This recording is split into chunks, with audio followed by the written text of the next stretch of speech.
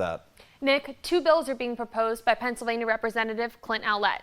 He says the goal of the legislation is to boost the funding and freedom needed to maintain creeks and streams and help to prevent future flooding. Something has to be done. This is a critical time and people are hurting and we know what we need to do. So now is the time to act on legislation.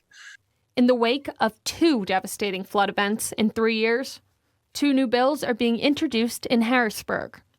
The first would tackle funding for stream maintenance. Owlett proposed any lease and royalty payments collected from oil and gas production under stream beds be earmarked for stream and creek maintenance.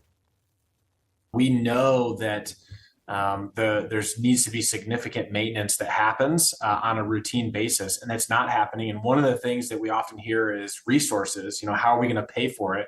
And specifically, this bill, one of the bills, comes up with a really creative way to pay for it.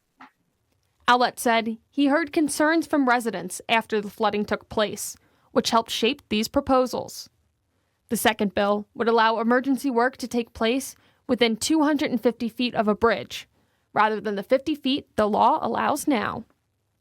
Well, a lot of times what will happen is in the midst of an emergency, our maintenance folks will go out and they'll get a permit that's good for 50 feet and they're going to do the work. But a lot of times they'll see things that are at 52 feet or 152 feet that need to be addressed, and they'll have to stop the work and get the appropriate permits from DEP.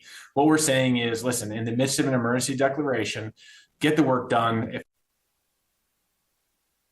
So the bills are referred to a committee, and then they have to go through the House and the Senate before they're put into law.